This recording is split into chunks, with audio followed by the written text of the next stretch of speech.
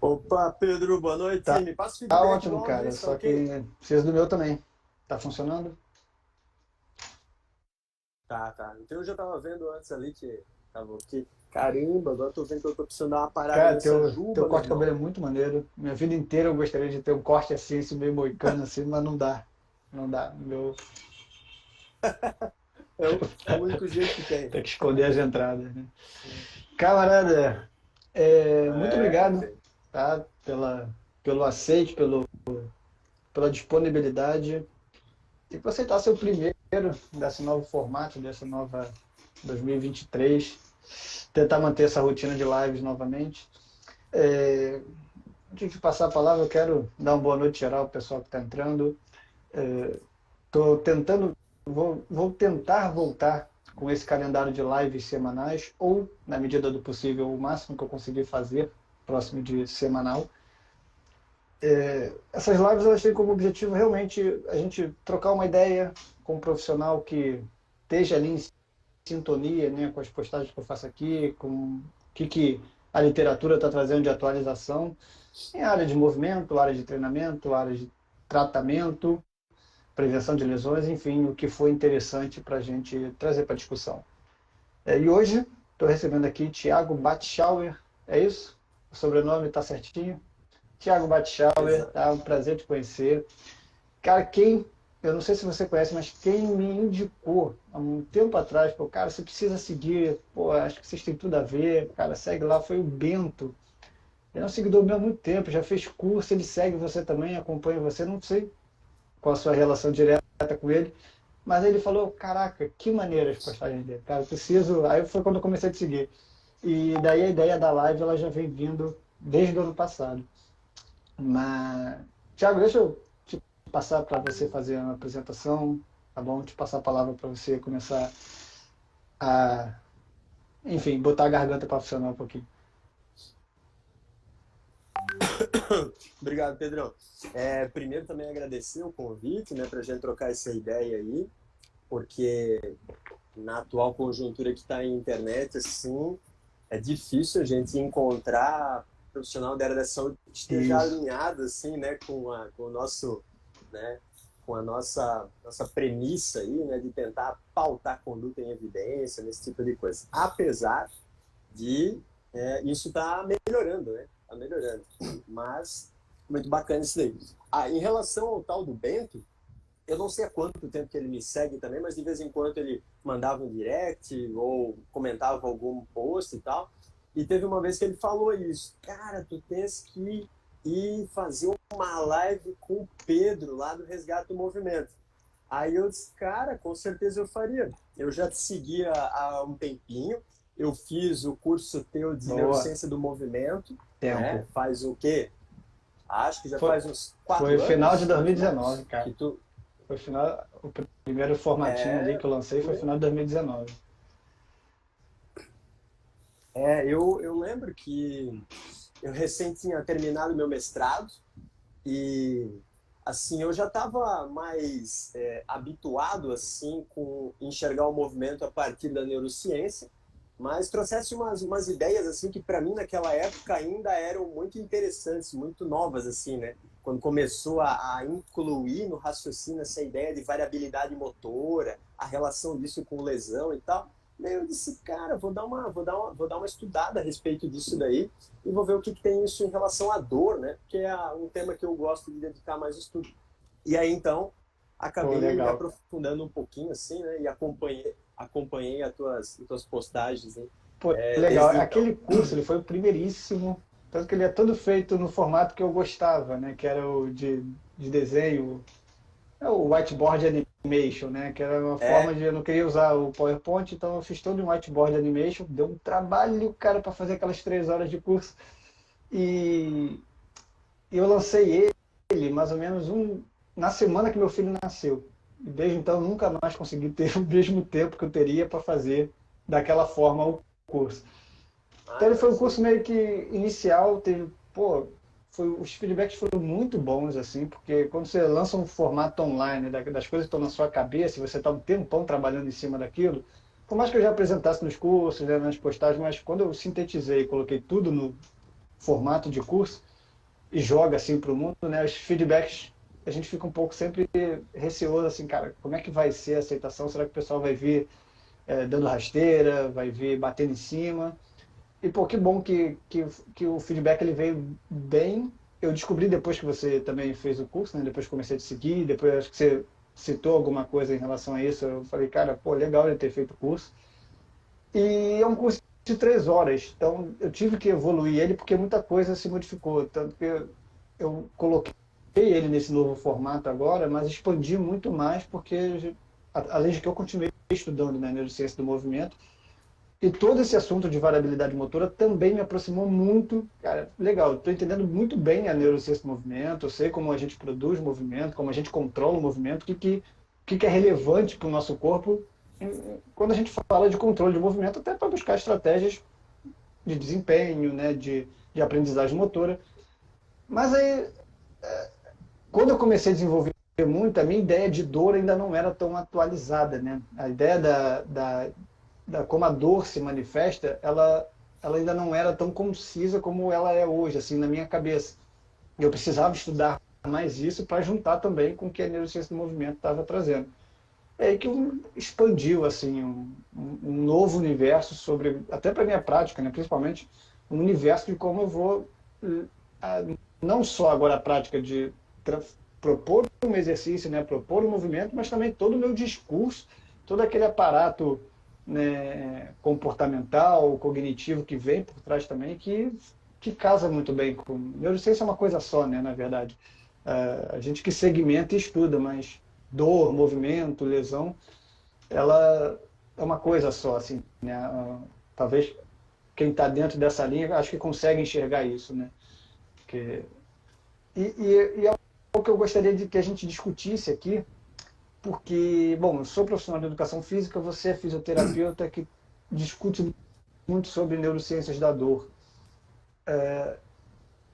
Para quem está chegando, né, quando a gente foi definir qual ia ser o assunto da live, você propôs um tema que eu achei bem legal e eu acho que é um ponto de partida muito bom para uma conversa que a gente vai ter aqui, que eu machuquei minha coluna no leg press. E agora? Né? Então, eu acho que dependendo do profissional que for responder essa pergunta, e dependendo da visão que ele tiver, a resposta pode ser muito simples, né? Ou ela pode ter um quê de, calma aí, né? Vamos por partes, vamos entender melhor o que aconteceu. Ou simplesmente, não, para de fazer o leg press, ou então, não sei o quê.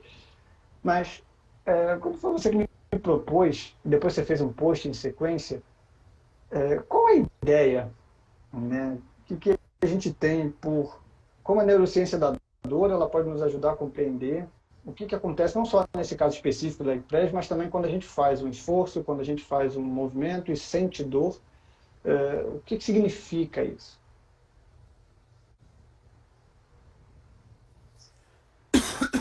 Então, antes de eu tentar argumentar em relação a isso, a ideia do tema, Pedro, é porque eu acho que 2 dias antes de tu entrar em contato comigo, mandaram uma mensagem para mim, uma paciente, primeiro atendimento dela, atendimento presencial aqui na minha cidade, e ela falou: oh, eu recebi recomendação de ti, gostaria que tu avaliasse a minha coluna, eu machuquei ela no leg press. E aí eu disse, caramba, machuquei ela no leg press. Mais uma daquelas dores que surgem em um determinado momento e se faz a inferência que ocorreu uma lesão porque houve dor. E mais, que essa lesão ocorreu justamente no local onde a dor se manifestou, né? E aí então eu fui atender ela, essa paciente, e obviamente o primeiro passo de qualquer atendimento fisioterapêutico é a gente excluir as famosas red flags, as patologias, os sinais e sintomas que sugerem alguma situação grave, né? E aí então fui fazer essa breve triagem com ela, questionando se teve algum trauma, tomba, acidente, queda, que poderia sugerir uma fratura, uma fissura vertebral. Faixa etária dela, faixa etária nova, então assim, na faixa dos 30 anos de idade, extremamente ativa, marombeira fodida, forte pra caramba a menina, praticava atividade física há bastante tempo, se eu não me engano, ela é nutricionista, então o plano alimentar dela alinhadinho, cara, tinha assim, ó, uma vida bem ajustada, sabe? E aí o medo dela era que tinha ocorrido algum dano, alguma lesão. Isso impossibilitaria ela de treinar, que era um dos prazeres dela, né? Então aí que surgiu essa ideia do trazer esse tema à tona aí. Mas, tentando ser sucinto para depois tu comentar Manda também, ver. a gente pode pensar, a gente pode pensar que dor, ela é uma das respostas possíveis que o nosso cérebro pode ter quando ele percebe ou detecta uma ameaça. Então, a gente pode dizer que dor seria isso, é uma das respostas possíveis. Por que uma das respostas? Porque frente a uma ameaça, tem outras situações que podem ser desencadeadas, como o medo, né? Ah, mas o medo ele pode se relacionar com a dor. Sim, com certeza. Mas eu posso sentir medo na ausência de dor, né? Então, uma das respostas possíveis é a dor surgir. E aí, então, a pergunta é, o que faz o nosso cérebro perceber uma ameaça? E o cérebro perceber uma ameaça é alguma coisa que poderia estar colocando o corpo em risco ou esteja colocando o corpo em risco. E para isso, o nosso cérebro utiliza alguns recursos periféricos que a gente chama de nociceptores, que são os sensores de perigo, os alarmes espalhados pelo corpo afora. Esses alarmes, então, a gente diz que eles apresentam especificidades, categorias. Alarmes que respondem a um tipo de estímulo, alarmes que respondem a outro, alarmes que respondem a variados estímulos. Tiago, mas que porra é essa que tu tá falando? Tem um alarme que vai disparar quando está algo muito quente ou muito frio, tem algo que vai disparar, um alarme que vai disparar quando tem uma pressão, um estiramento, um apertão, um beliscão. Tem alarme que vai disparar quando algum irritante químico ele acabou se acumulando naquela região lá, e aí isso vai fazer os alarmes disparar. O alarme disparar é apenas uma etapa da experiência dolorosa, e não necessariamente significa dor. Então, o alarme disparou, essa informação em algum lugar do corpo, da coluna, do joelho, vai percorrer um caminho até chegar na medula. Na medula, ela vai sofrer a primeira modulação dela.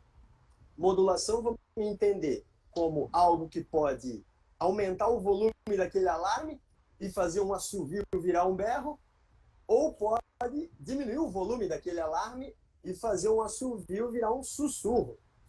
Se um assovio virar um berro, é mais provável que essa informação, ao chegar ao cérebro, deixe ele inclinado a perceber aquilo como uma ameaça. Se esse assovio virar um sussurro, é mais provável que essa informação chegando ao cérebro não deixe ele inclinado a perceber aquilo como uma ameaça. Não percebendo como ameaça, ausência de dor. Percebendo como uma ameaça, probabilidade da dor surgir. Beleza. Eu fiz o leg press e a dor surgiu. Por que diabos poderia os meus sensores de perigo, os meus alarmes terem disparado no leg press? Eles podem ter disparado por qualquer uma das modalidades de estímulos que os sensores de perigo detectam. Uma pressão intensa, uma carga excessiva que tu coloca no leg press, pressiona a tua coluna contra o banco, poderia ser o suficiente para disparar esse alarme de perigo. Poderia ser uma substância química de caráter não inflamatório, sem ausência na ausência de lesão, como níveis de lactato aumentados. Podemos entender o lactato como uma substância química ácida que irrita sensores de perigo. Sensores de perigo não gostam muito de acidez. E aí esses sensores aumentar a sua atividade, né? Ou nós poderíamos também não ter nada que fizesse a uma intensidade tão alta ativar os sensores de perigo, mas que os sensores de perigo já estivessem com a sua sensibilidade um pouco aumentada, e aí, então, um estímulo que antes não ativaria esse sensor de perigo, agora passa a ativar. Tiago, exemplifica para mim, deixa o negócio mais fácil para me entender. Às vezes os camaradas falam assim, tá complicando demais essa porra aí. Eu costumo dizer, vamos tirar as dobras da neurociência. Imagina uma rua que tem carros estacionados dos dois lados, e aí passa um veículo no meio dessa rua com o som ligado, caixa de som, pá, som alto pra caramba, aquele bum, bum, bum. Alguns daqueles carros estacionados, os seus alarmes disparam, outros não disparam. Aí eu pergunto para o paciente meu, numa situação dessa, por que o alarme de alguns carros disparou e por que os outros não disparou? Ah, sei lá, bicho. O alarme de alguns estava mais sensível, uma batidinha já era o suficiente para ele disparar? Exatamente. O teu corpo é a mesma coisa, meu irmão. Tu tens alguns alarmes que eles podem estar com a sensibilidade mais alta e às vezes um movimento que ele era inócuo, ele não tem capacidade de produzir dano, lesão nenhuma, que é o leg press. Ah, Tiago, mas como é que tu sabe que o leg press não pode produzir dano ou lesão? Vamos partir do princípio de que tu és uma pessoa que já faz leg press há um bom tempo. Vamos partir do pressuposto de que tu realiza leg press com uma carga similar há bastante tempo. Então, tu já tens uma envergadura, tu já tens uma capacidade para suportar aquela carga, tu já desenvolvesse essa robustez. Então, a chance de haver dano por excesso, por sobrecarga, nessa situação, nesse perfil de paciente, é irrisória. A gente descarta essa possibilidade. Então, o alarme disparou por causa disso. Quando o alarme disparou, esse alarme chegou no cérebro como um grito. E aí, então, o cérebro interpretou aquilo como ameaça e sentiu dor. Aí o cara já me vem com uma voadeira e fala, mas Tiago, o que faz os meus alarmes ficar sensível, bicho? O que faz os carros disparar os alarmes e os outros não? Por que esse diabo desses carros estão disparando alarme? Aí a resposta vai entrar naquele modelo que foi proposto lá na década de 60, 70, famoso, conhecido por quem está mais atualizado na área da dor, como um modelo biopsicossocial. E quem não sabe, interpreta isso como, é coisa da cabeça do cara, então. O modelo biopsicossocial diz que esses alarmes, não só os alarmes, a experiência de dor como um todo, né? Mas esses alarmes, esses sensores de perigo, eles podem ter a sua sensibilidade aumentada ou diminuída por fatores biológicos, se preferir chamar de físico, chama, por fatores psicológicos e por fatores sociais. Mas o que seria o fator biológico, psicológico, social? Então, o fator biológico, sono pobre, por exemplo, indivíduos com distúrbio do sono têm quase 4 vezes mais chance de desenvolver dor na lombar. Outro fator físico, excesso de atividade física, é um fator físico biológico que contribui para o surgimento da dor. A falta de atividade física, o que a avó da gente falava, a diferença do remédio e o veneno é a dose, meu filho, né? Então, esse vem lá de longe e a gente pode aplicar isso agora. Então, fator físico. Presença de lesão, não podemos descartar. A lesão pode contribuir para isso. Ela deve, quando agir uma lesão, deve ter um aumento da sensibilidade para a gente proteger a área, para regenerar, para cicatrizar, evitar alguns movimentos que otimizem a recuperação, né? Então, são fatores físicos que vão contribuir. Fatores psicológicos, então, medo excessivo, ansiedade, estresse. Aí o cara fala, então o estresse causa dor? Não, calma aí, o estresse não causa dor. Ele é um fertilizante para a dor florescer. Ele é um adubo que tu tá jogando na tua vida. Se tu queres uma receitinha para sentir dor crônica, coloca o estresse na vida. Essa é um ponto-chave. Só ele é o suficiente? Não, não é só ele que é o suficiente. Mas ele é um contribuinte, e um contribuinte que pode ter um peso bem significativo. E o interessante é que esse desgraçado do estresse, ele apresenta uma curva em U também, onde estresse de menos, ele também tem um efeito deletério, estresse de mais tem efeito deletério.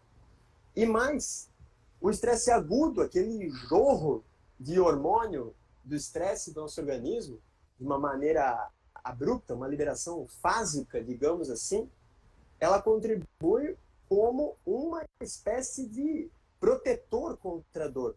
Um efeito que a gente chama na neurociência de antinociceptivo, né?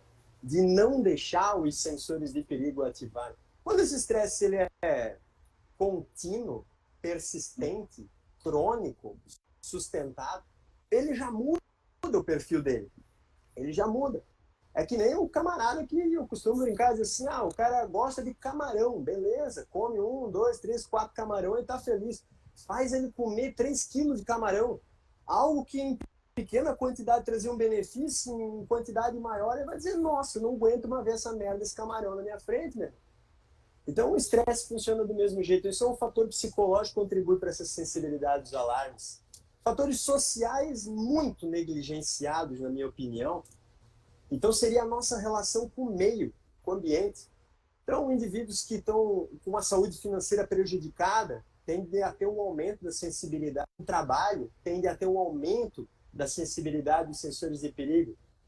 Indivíduos que tem relatam que o seu trabalho é monótono, tem um aumento dos sensores. Indivíduos que relatam não ter apoio, só ninguém na minha família, todo mundo fala, isso é manha, isso é bobeira, isso é coisa de malandro, tu não quer trabalhar.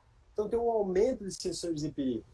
E eu poderia, ficar uma live inteira falando de um tópico desse e trazendo alguns exemplos de pacientes, assim, que é muito nítido isso.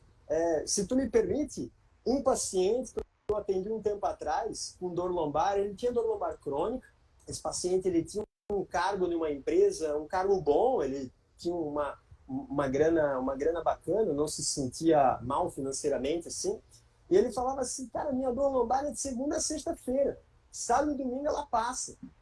Aí eu falo isso pro meu pai, o meu pai fala, isso é coisa de malandro, vagabundo, que não quer trabalhar e de segunda a sexta reclama de dor nas costas. Sábado e domingo não. Sábado e domingo o cara tinha um hobby, ele fazia caça submarina, arpão, embaixo d'água e tal.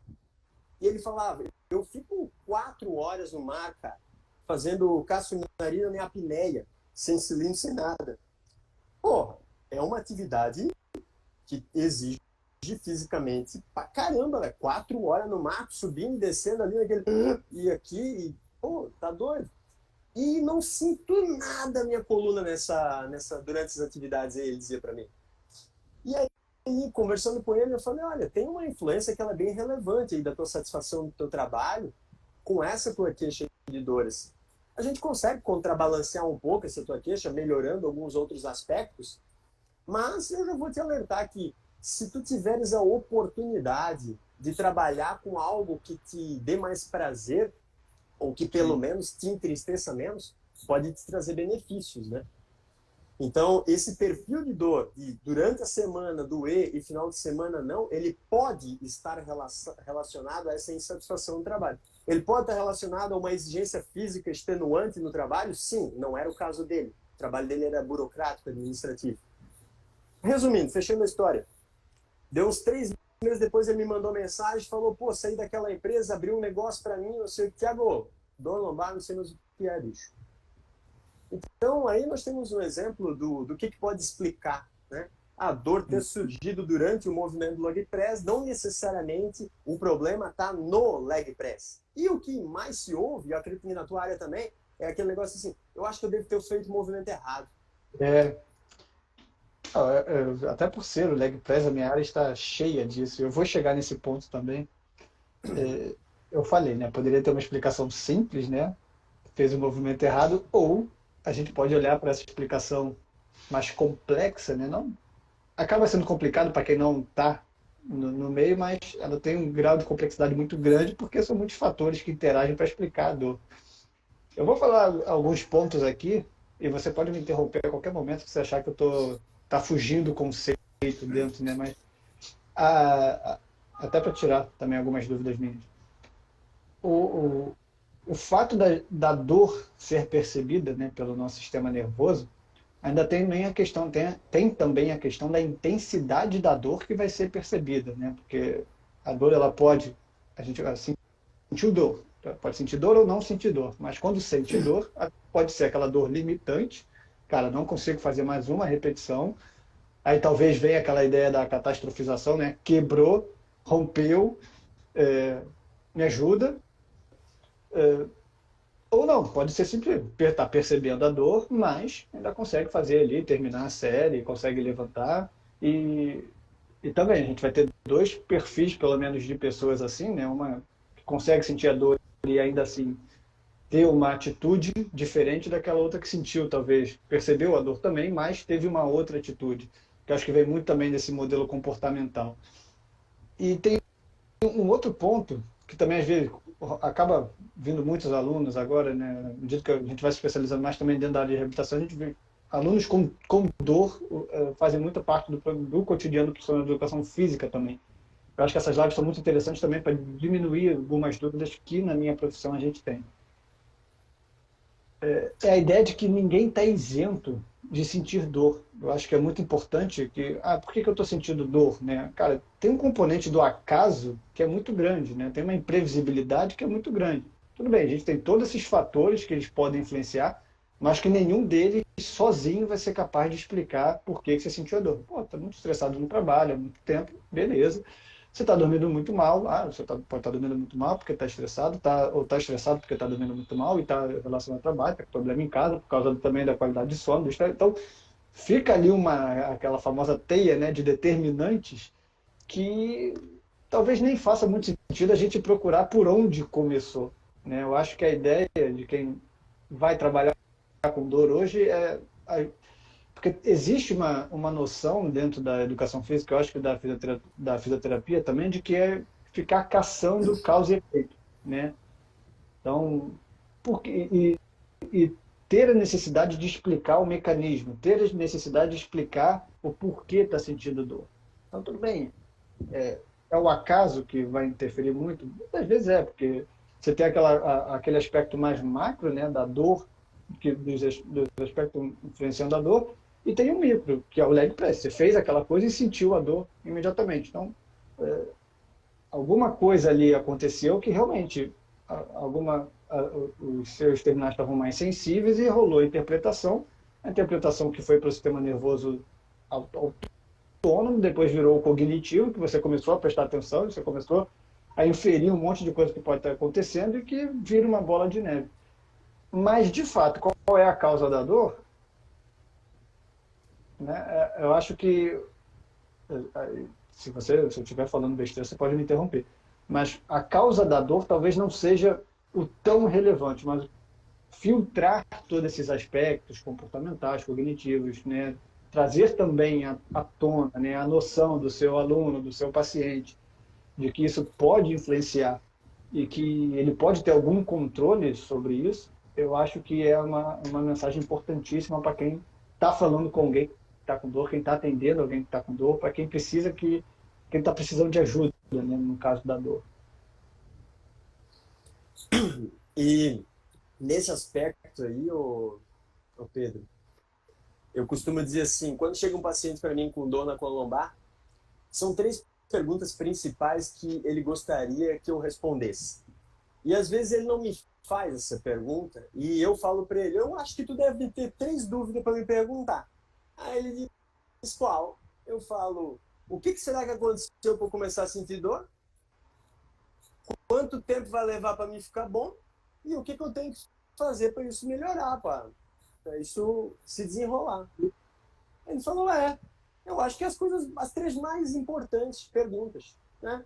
Na maioria das vezes, a primeira coisa, o cara quer, o que será que aconteceu? Essa costuma ser a primeira, ele nem quer saber tanto o que vai fazer para melhorar, mas primeiro ele quer saber o que aconteceu.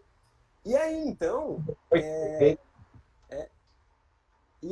assim, essa primeira pergunta, eu geralmente fico ali uns 15 minutos conversando com ele para dar essa informação, mais ou menos de uma forma sucinta, que nem eu apresentei aqui. Digo que tem fatores físicos, tem fatores psicológicos, tem fatores... Eu dou exemplos, né? E vou perguntando para ele, olha, não precisa me dizer, mas reflita sobre esses que eu estou te falando, vê se eles estão presentes na tua vida. E eu vou te falar, cara, desde 2014 que eu atendo paciente com dor em coluna, não teve um até agora que falou assim, não, nada disso que tu falou faz sentido. Sim. Mas claro, né, Tiago, tu faz uma de Rambo, tu atira para tudo quanto é lado, é claro que tu vais acertar algum, mas o mundo é assim, meu irmão. Vem variável de tudo que é lado em cima de ti. A gente saber quais dessas variáveis são mais relevantes é importante. Então, às vezes, o paciente ele tem um predomínio da dor dele por uma questão física, biológica, uma desbalanço de capacidade de demanda. Ele começou a treinar 5 vezes na semana, ele treinava só 2. Muito bom.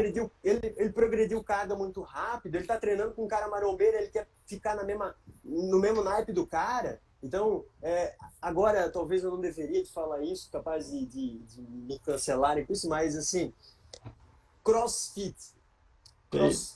CrossFit é uma coisa que, assim, quando a gente olha a taxa de lesão no CrossFit e compara com outros esportes, ela não se sobressai de maneira muito exacerbada. Comparando com o futebol, é parecido, né? Agora, quando a gente vai ver tipo um mecanismo de lesão do CrossFit, eu diria que uma das características que fazem o CrossFit uma modalidade tão atrativa também é a característica que tem o maior risco de desenvolver lesão no atleta. Seria o quê? A competitividade dentro do boxe. A heterogeneidade entre os praticantes em relação ao seu condicionamento físico.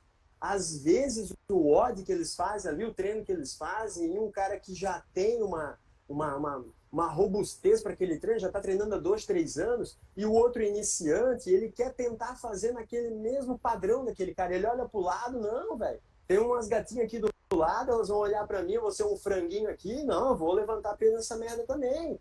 E aí o cara tenta botar carga, tenta fazer num tempo melhor e pula a corda mais rápido que o outro e quer fazer barra. E aí acaba isso aumentando a chance de ter lesão. Só que em contrapartida, essa competitividade gera uma motivação tão grande para o praticante de CrossFit que aumenta demais a adesão ao exercício físico. E isso é muito da hora.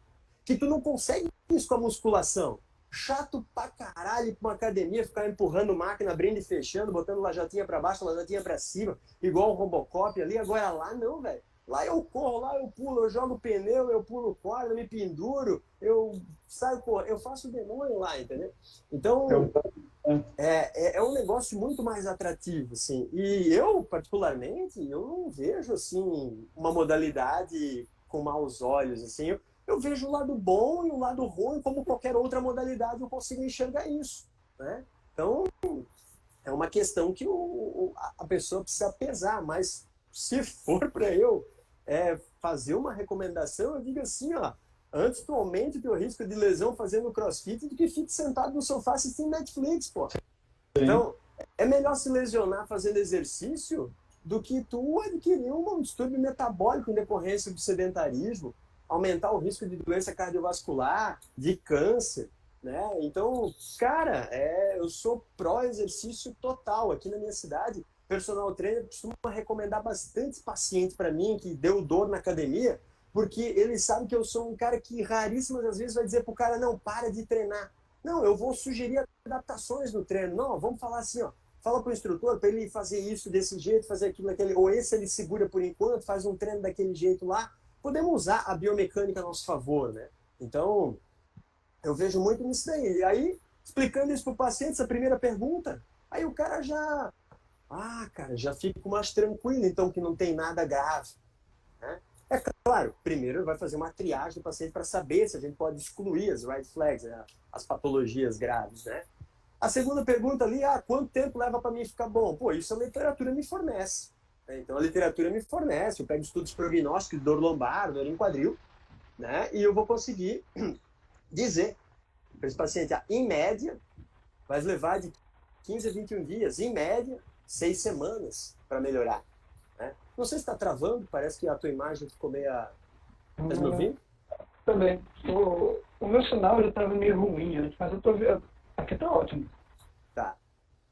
Então, essa é a segunda pergunta que eu costumo responder. E a terceira, o que eu vou fazer para melhorar, né? Aí a gente entra com as estratégias na fisioterapia, algumas estratégias passivas, com recursos de terapia manual, por exemplo, que são bem indicadas para pacientes com dor aguda, e não tão recomendadas, menos recomendadas, às vezes até desnecessárias, em pacientes com dor crônica. Estratégias exclusivamente ativas para o automanejo da dor, né? Esse lance do CrossFit, eu sou muito favorável ao CrossFit como atividade, né, como mais um recurso, porque a questão da musculação, ela ficou um pouco estigmatizada e muito relacionada à parte estética da educação física, né? Então, ainda tem, é muito forte e presente isso dentro das salas de musculação, a questão estética. Então, a própria abordagem da musculação e a própria mentalidade dos profissionais que trabalham passando treinamento, por mais que já tenha melhorado muito, ainda tem um viés estético muito presente. Tipo, né, aí voltando àquela ideia da variabilidade, né, tem muitas restrições, né? Pô, você já tem um equipamento que já restringe o movimento, ainda tem a maneira correta de fazer o movimento de remada, por exemplo, para enfatizar determinada musculatura, o trapézio superior ou os adutores da escápula. Então, ainda tem muito essa questão estética dentro da sala de musculação, que o CrossFit, basicamente, assim, não é esse o objetivo inicial. Tudo isso que você falou, né, a questão competitiva, a questão de explorar os limites, né, a questão do grupo, né, treinar em conjunto, assim, cara. Pô, treinar, e o próprio exercício é o fim, assim, então, você treina com aquilo que você pratica, né? Então, é uma coisa totalmente nova, é sedutor, não para mim, não para o meu perfil, mas eu indico, não tenho nada contra. Aí também vem, né, profissional é profissional, né? Quem você vai cair na mão, quem é o professor que vai passar o seu treinamento, quem é o fisioterapeuta que vai estar lá, quem são, para também guiar o seu treinamento. Então, acho que com responsabilidade, cara, é um excelente recurso para as pessoas entrarem em forma e fazerem atividade física, porque realmente musculação é um perfil de pessoas que vai se interessar que cada vez é menor hoje em dia. E nesse ponto também, né, um dos problemas da minha profissão é porque existe dentro da musculação existe muita questão da saúde também, né, muita gente vai para lá buscar saúde, não estética. Então a pessoa quer entrar lá porque ela tem uma dor, ela está se reabilitando de lesão e entra numa dissonância, porque o profissional ele quer muitas vezes tratar a pessoa, né, ajudar a pessoa a se manter fisicamente ativa, a diminuir sintomas, mas ainda tem o viés estético que atrapalha. Então acho que essa é uma barreira ainda que a educação física ela precisa entender e discutir como é que isso vai funcionar no futuro dentro das salas de musculação. Eu acho também um excelente recurso. Por que eu falo isso? Né? Porque quando a gente leva a neurociências da dor mais moderna para dentro das salas, tudo é muito importante a gente falar para o aluno, né, essa comunicação. Eu entendi de uma maneira muito forte essa questão da desmistificação, né, que vem a educação em dor, né, mas desmistificar alguns conceitos que podem estar atrapalhando o processo ali de reabilitação da dor ou da reabilitação de lesão. O aluno ele já começa a ter aquela questão de autonomia sobre a importância do sono, a importância do controle do estresse, da alimentação, mas quando ele é exposto num ambiente que muitas das vezes tem um discurso totalmente invertido, ao invés de ajudar, ele atrapalha. Né? O professor que vai falar que está errado, o professor que vai falar que ele não pode levantar a barra curvando a coluna, que é onde é extremamente valorizada a biomecânica e menos o movimento dentro da sua natureza. Então, acho que esse é um ponto ainda que a minha profissão, pelo menos, ela está em dissonância e está precisando conversar bastante sobre os caminhos futuros que a gente vai seguir. E aí, nesse ponto também, você fez uma série de postagens sobre o levantamento, levantar peso curvando a coluna, que ainda é um mito muito grande dentro da educação física. Eu acho que dentro da fisioterapia também, porque eu vejo muitos fisioterapeutas discutindo. Mas como a gente trabalha muito com levantamento de peso com cargas muito maiores que uma sessão de fisioterapia vai abordar normalmente,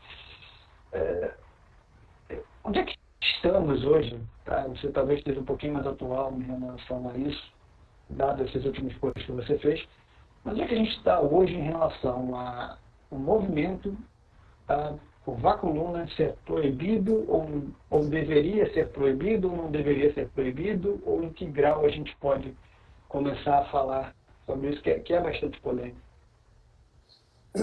Então, Pedro, eu acho que a gente pode dar duas respostas, uma resposta mais assim cientificamente fundamentada e uma resposta a partir de uma plausibilidade biológica, olhando o nosso cotidiano como referência. Vamos à primeira alternativa. Pesquisar na literatura científica, o que nós temos de trabalhos assim, com uma boa metodologia que avaliaram isso, a relação entre curvar a coluna e o desenvolvimento, persistência, amplificação da dor na coluna lombar, por exemplo, que a queixa dolorosa é mais comum. E a literatura hoje em dia, ela não aponta uma relação direta, né, entre curvar a coluna e desenvolver dor na coluna lombar. Aí, quando eu faço um post mostrando isso, que curvar a coluna não aumenta o risco da gente sentir dor na lombar, significa que nós temos outras variáveis por detrás do movimento que vão influenciar mais, provavelmente. Essas variáveis a gente cai de novo no modelo biopsicossocial comentado anteriormente ali. Aí, o que me questiona muito é o seguinte, tá, mas esses estudos eles avaliaram no curto prazo, né? Eles não avaliaram há 20, 30 anos. E eu realmente concordo, não temos estudos assim mostrando de 20 a 30 anos ou executando esse movimento, porque eu acho que seria praticamente impossível a gente conseguir uma amostra para realizar um estudo prospectivo que eles uma amostra significativa que permanecesse aqueles 30 anos fazendo esse movimento. Mas a gente tem alguns estudos olhando para o âmbito estrutural de uma outra forma. Como, por exemplo, publicado no Spine Journal, que é a principal revista médica de coluna do mundo. E eles publicaram em 2011, se eu não me engano, um estudo que tentou identificar uma relação que ela é muito feita no senso comum, que é o seguinte: a minha hérnia de disco, a minha coluna está ferrada, está no bagaço do jeito que está, de tanto peso que eu pegava quando eu era novo. Eu trabalhava no braçal, eu trabalhava de uma postura toda desajeitada, todo curvado, né? Para a gente separar o que dessas lesões, o que dessas alterações estruturais, elas são em decorrência da nossa atividade, o que seria não da nossa atividade, da nossa predisposição genética, o melhor desenho de estudo seria um estudo que utilizasse como sua amostra gêmeos idênticos, gêmeos univitelinos. Por quê? Porque daí eu pego um gêmeo idêntico, ou seja, o código genético, o genótipo deles é igual. Então, se um tem predisposição para alguma coisa, o outro tem também. Se essa predisposição, independentemente das suas atividades, suas atitudes, fazer com que ele desenvolva determinada doença, o outro também vai desenvolver. E é isso que os caras pegaram. Pegaram 133 gêmeos idênticos que trabalhavam em profissões distintas. Essas profissões, uma era de caráter braçal e a outra setores administrativos, burocráticos. Por exemplo, um era fazendeiro, o outro era advogado. Um era encanador, o outro era motorista. Um era bibliotecário e o outro era mecânico.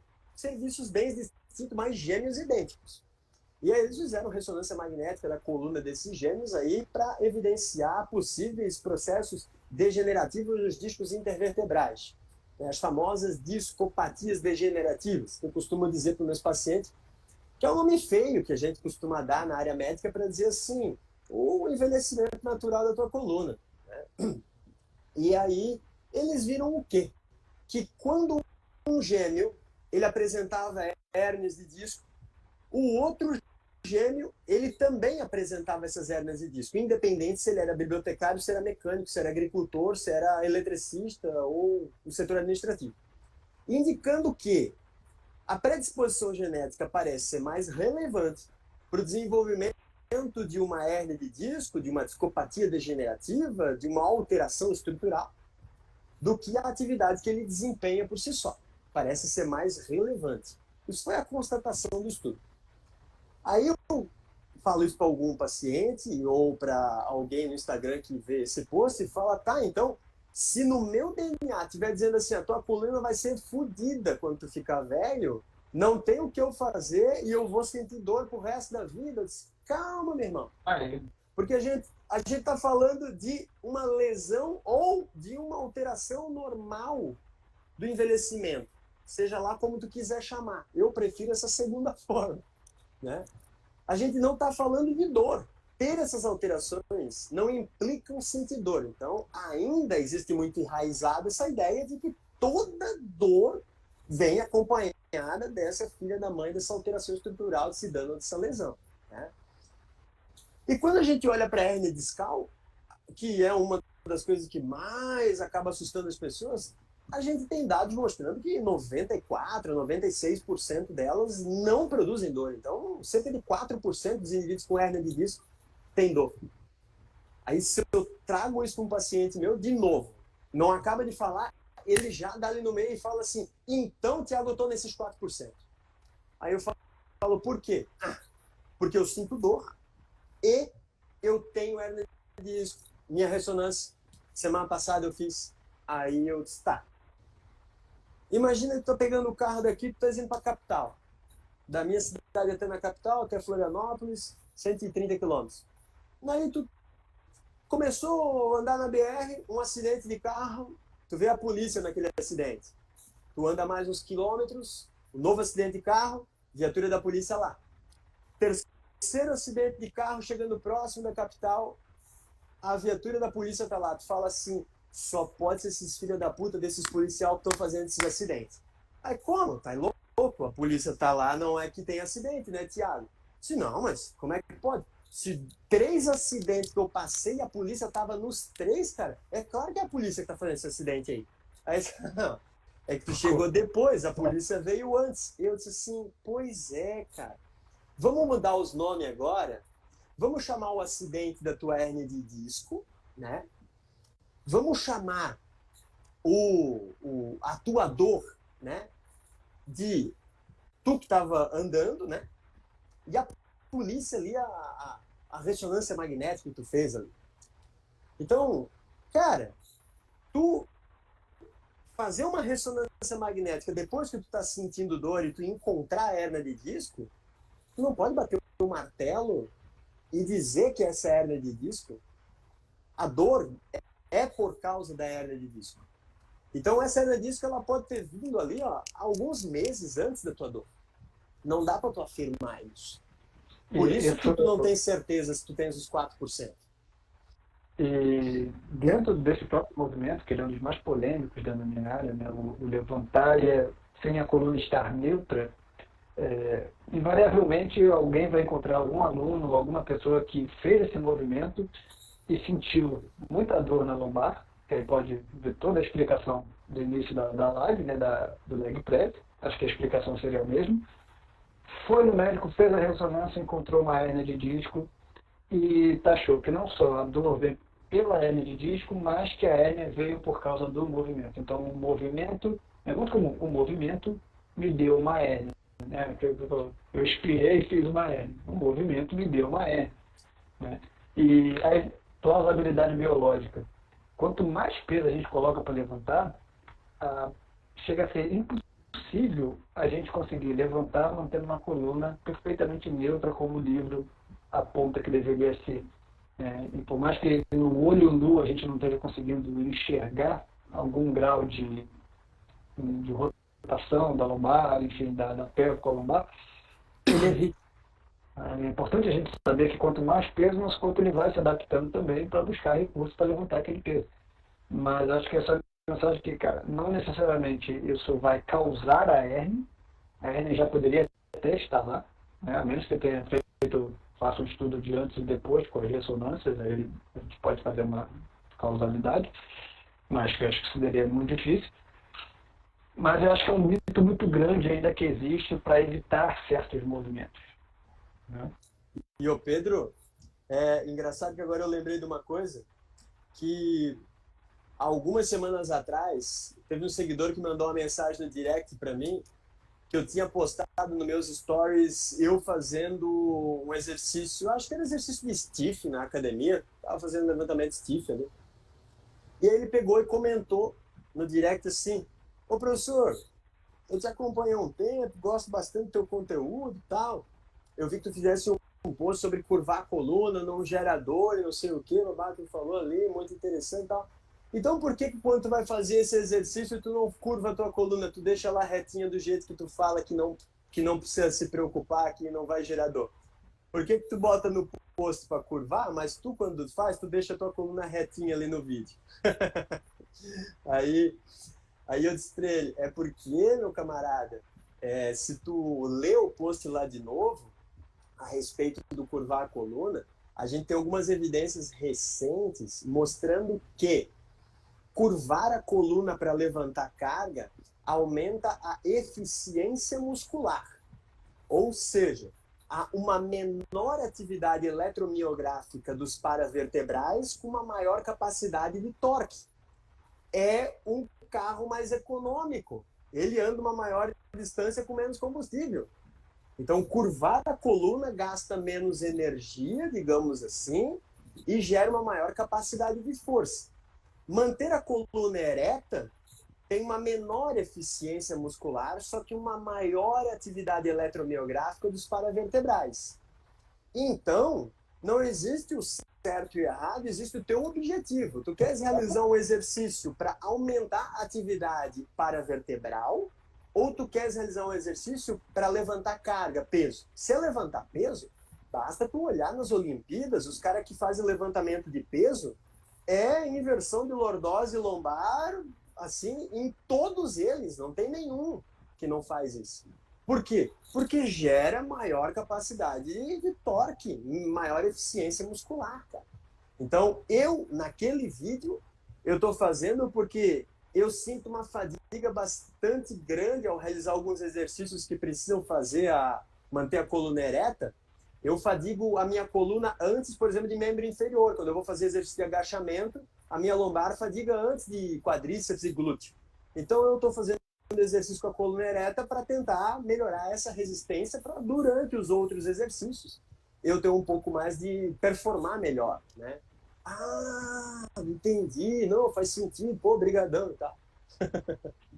E não é questão de defender que a galera vem no 880 e acha que então você está falando que é para fazer com a coluna. Claro que não. A ideia também. Qual é o seu objetivo? Né? E se não for pensar, é melhorar, sei lá, desempenho na corrida, desempenho no esporte X, não sei. Faz mais sentido, né? Você enfatizar o trabalho de quadril ou o trabalho da coluna? Né? Para onde a gente consegue levar essa transferência de fazer o levantamento com a coluna arredondada? Né? Onde é que a carga ela vai ser dissipada? Então, cara, simplesmente, qual é o seu objetivo? Postar exercício, cara, é uma coisa que eu sempre me arrependo depois. Eu fazendo exercício é uma coisa que eu sempre me arrependo de fazer aqui no Instagram. Porque vem a galera defensora da biomecânica, né? A outra já falou que, se você continuar fazendo isso daí, com esse joelho varo aí, você vai sentir dor, caraca, sabe? Acabou, sabe? Olhou pro meu corpo e acabou comigo, né? Caraca, sabe? Vem agressão pra mim, sabe? Preconceito, cara, quem tem joelho varo, né? Discute o exercício que eu tô fazendo. Então, é sempre saber dosar um pouquinho, porque você só enxerga sobre a sua ótica, né? Então, ainda é um tabu muito, muito grande a ser quebrado, essa ideia da curvatura na coluna. Acho que bom que a gente já pode... Por acaso tu estás com Wi-Fi ou 4G? O Wi-Fi. Wi-Fi? Porque a tua tá travando bastante o teu vídeo. Tenta desligar o Wi-Fi e ver se o 4G não fica melhor a conexão aqui. Tá dando uma chiada e a imagem tá dando uma boa. O áudio tá vindo até. O 4G funciona melhor. Pode carregar. A gente desligar o Wi-Fi e pegar o 4G dá melhor. Estou no 4G, deve ter dado uma travada. Tá melhor? Não, agora tá melhor. Tá melhor. Então, antes de eu começar a live, umas 7h30, eu tava sem internet aqui em casa. Aí ficou, sério, cara? Tá sem internet agora, pô. Aí voltou. Uns 15 minutos antes voltou, mas pode ter caído de novo. Eu tenho medo disso acontecer quando o cara faz um curso online ao vivo. Isso eu não me cago de medo. E agora falando aqui, no meu prédio estou com problema de fase. Então tem uma fase de um quarto que às vezes está forte e a outra está fraca. Então pode ser que está causando a internet cair também. Problemas de vida adulta, né? A gente tem que resolver. Tiagão, cara, vamos chegar aqui no fim da live. Troquei aqui o 4G, mas vamos chegar aqui para o fim da live. Quero agradecer imensamente esse bate-papo, cara, a sua disponibilidade. Eu vou abrir, caso você as palavras finais, você trazer seus projetos, que você vem desenvolvendo, como é que as pessoas podem te contatar, seu consultório, tá, o seu conteúdo. E depois eu faço um encerramento.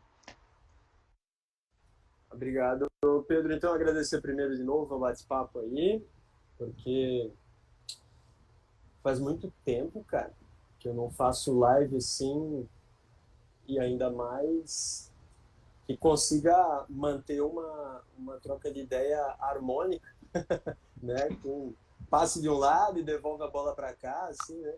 Então, muito bacana isso daí.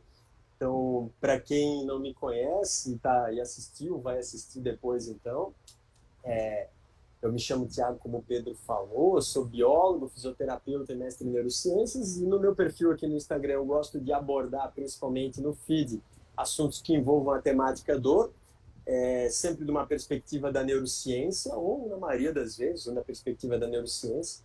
O foco meu na fisioterapia é a área ortopédica, então, raríssimas as vezes, ou talvez nenhuma das vezes, vocês vão ver alguma postagem em área de neuro, em área de respiratória.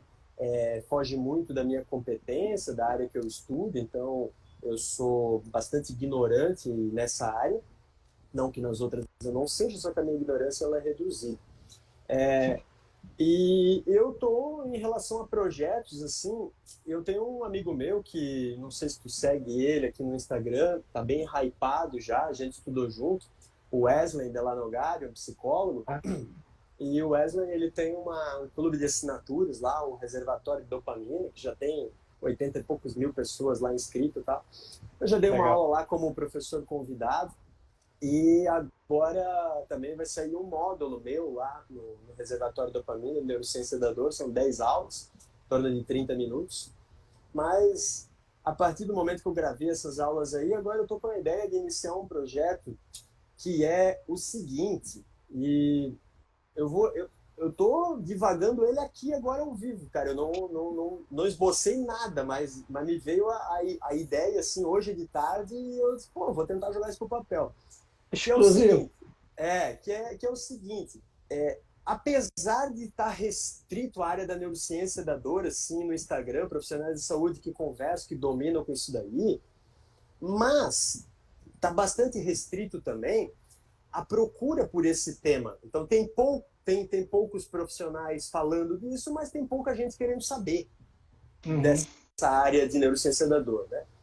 E eu tenho alguns colegas que trabalham nessa área aqui, que tu acompanha também no Instagram, que são extremamente competentes, talvez muito mais do que eu, no que tange a conhecimento técnico referente à neurociência da dor, mas não sendo pedante, não me parecendo ser arrogante, eu acredito que eu tenho uma vantagem que eu quero explorar na rede social, que é a vantagem da clareza e da didática para leigos.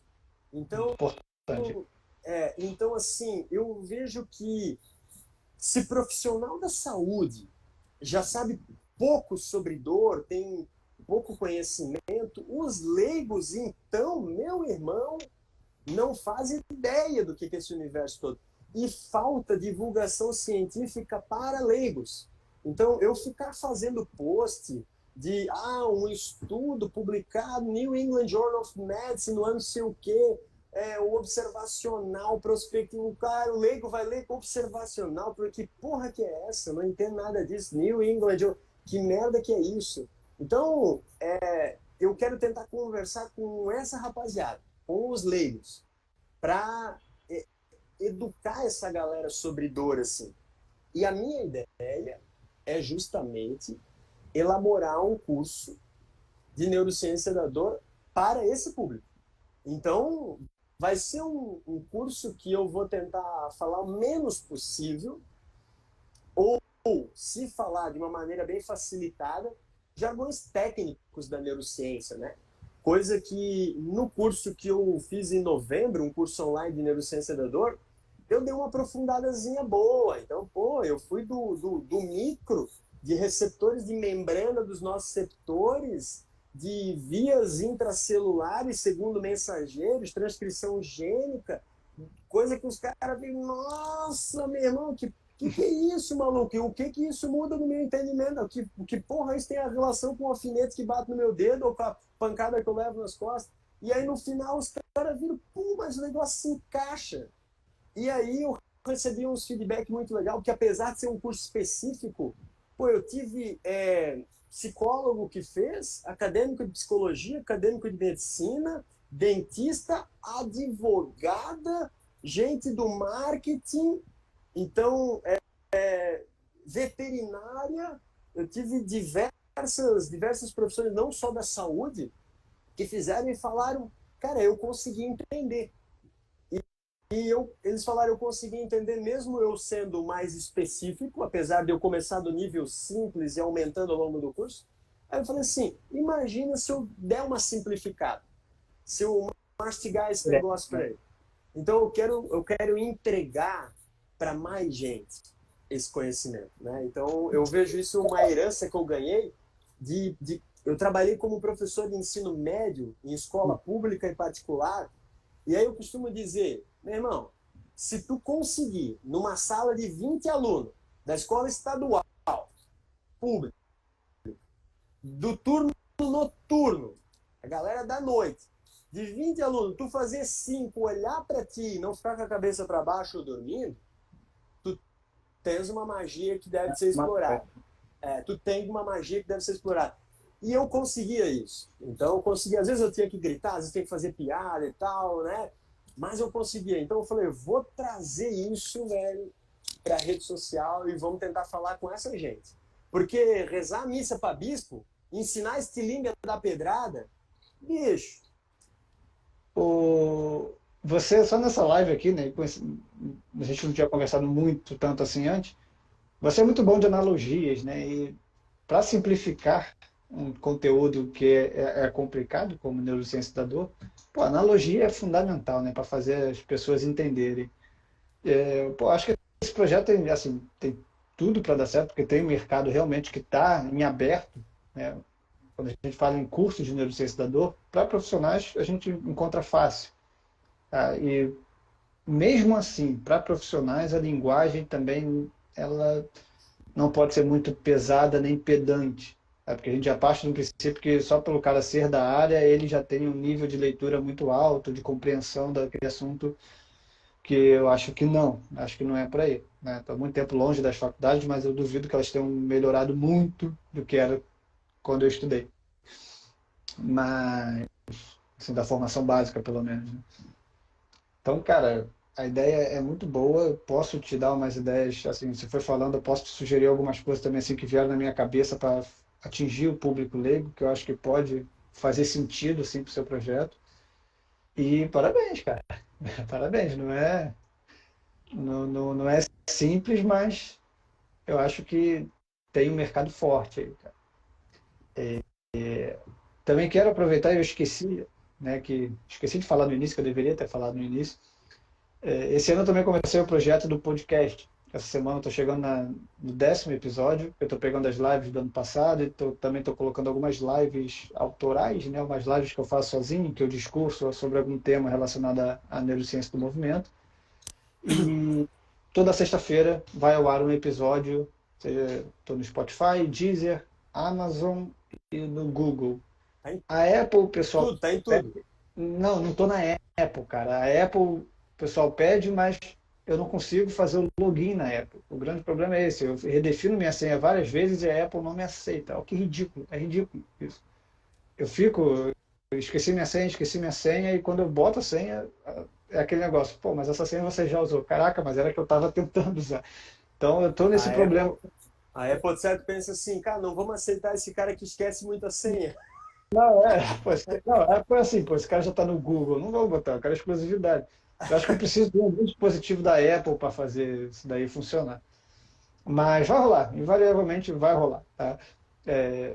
E esse episódio ele vai para o podcast, então ele já é o primeiro formato que estou gravando aqui na live, é meio que uma gravação do podcast, elas vão acontecer ao vivo, pro pessoal. Então tem a oportunidade de acompanhar e depois eu vou editar, daqui a algumas semanas ela vai ao ar também.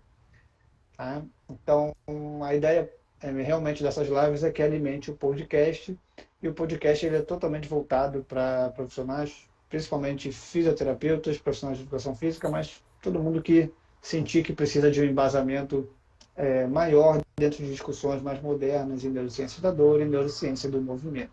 Né? Trazer muitos profissionais que consigam linkar essas ideias.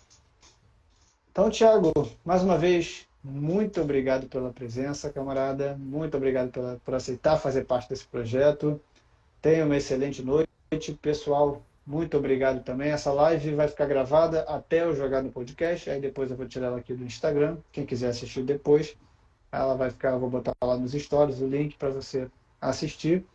E a ideia é que essas lives também aconteçam um pouco mais cedo do que aconteceu no passado, que era 9 horas da noite, mas realmente está ficando tarde, até 10h30 fica puxado para todo mundo. Então, tentar puxar essas lives para mais cedo, 8 horas da noite, até o pessoal de Portugal conseguir assistir alguma coisa. Então, mais uma vez, obrigado. Tá? E a gente vai conversando aí nos bastidores. Eu gostei desse teu projeto, cara. Valeu, Pedro. Um abraço. Boa noite para ti e para o pessoal também. Valeu, galera.